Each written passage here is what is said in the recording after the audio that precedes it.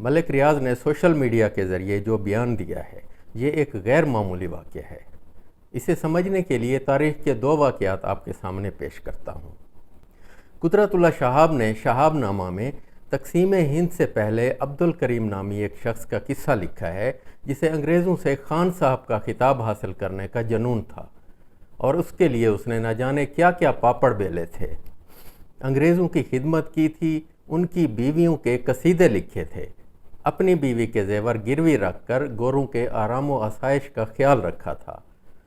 سالہ سال کی مجنونانہ خدمت کے بعد آخر کار وہ مبارک گھڑی آ گئی جب ایک انگریز میم کی مہربانی سے انہیں خان صاحب کا خطاب مل ہی گیا اور ان کی زندگی کا سب سے بڑا خواب پورا ہو گیا۔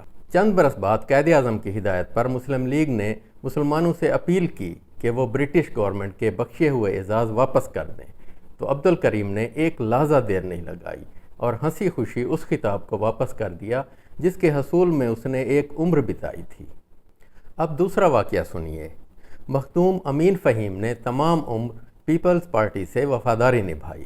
بھٹو دور سے شروع ہونے والے اس تعلق کی زنجیر کو ضیاء کی آتشی آمریت بھی نہ پگھلا سکی، اور وہ ایک فولادی عزم کے ساتھ نصرت بھٹو اور بعد ازاں بے نظیر بھٹو کے ساتھ وفاداری نبھاتے رہے۔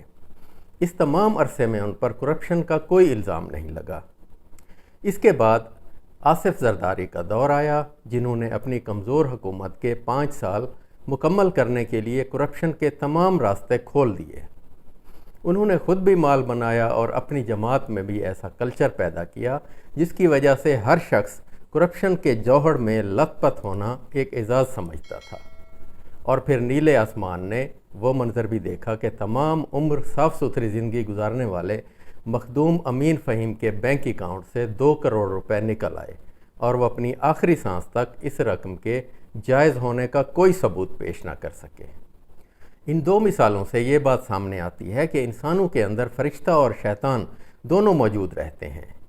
اگر دیانتدار اور بے غرض قیادت میسر آ جائے تو معاشرے کے اکثر لوگوں کے اندر کا فرشتہ جاگ اٹھتا ہے اور وہ اپنی ذات سے اوپر اٹھ جاتے ہیں اور قومی مفاد کو ہر چیز پر مقدم کر لیتے ہیں۔ وہ عبد الکریم کی طرح اپنی تمام عمر کی کمائی سے ہنستے مسکراتے کنارہ کش ہو جاتے ہیں، اور اگر بدعنوان قیادت میسر ہو تو مخدوم امین فہیم کی طرح کورے لٹھے جیسے کردار پر بھی کرپشن کے گندے چھینٹے پڑ ہی جاتے ہیں۔ یہ مثالیں چاول کے 2 دانوں کی طرح ہیں، ورنہ انسانی تاریخ کی دیگ اس قسم کی مثالوں سے بھری پڑی ہے۔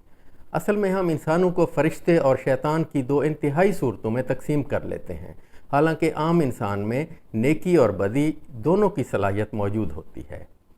یہ تو حالات اور ماحول ہوتا ہے جو اس کے اندر نیکی یا برائی میں سے ایک کو ابھار دیتا ہے اور دوسرے کو دبا دیتا ہے۔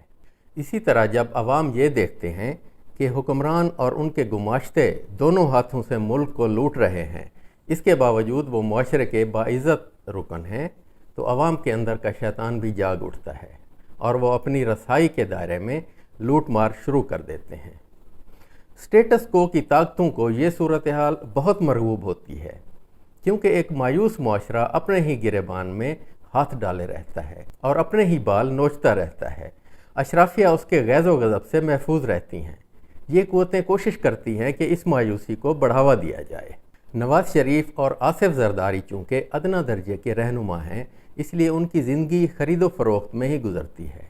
اس کے برعکس عمران خان ان تاریخی رہنماؤں کے صف میں شامل ہو گئے ہیں جن کی شخصیت کا سحر اہم شخصیات کو بھی اپنے حصار میں لے لیتا ہے، جس کے خواب اس کے ذاتی خواب نہیں رہتے بلکہ پورے معاشرے پر کسی بارش کی صورت برستے ہیں اور لوگوں کی نئی آنکھیں اگاتی ہیں جن میں وہی خواب بھرے ہوتے ہیں جو اس لیڈر نے دیکھے ہوتے ہیں۔ ملک ریاض بھی ایسے ہی لوگوں کی صف میں شامل ہو گیا ہے۔ یہ صرف ملک ریاض ہی نہیں بلکہ ہر ادارے میں اور ہر شعبے میں بیٹھے لوگوں نے عمران خان کے خواب کو اپنایا ہوا ہے۔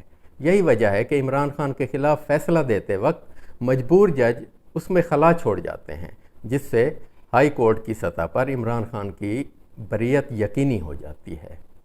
عمران خان کے خلاف جو بھی سازشیں ہوتی ہیں وہ ان تک پہنچ جاتی ہیں، کیونکہ ہر شعبے میں ان کے حمایتی افراد بیٹھے ہوئے ہیں۔ یوں وہ ان سازشوں کا توڑ کر لیتے ہیں۔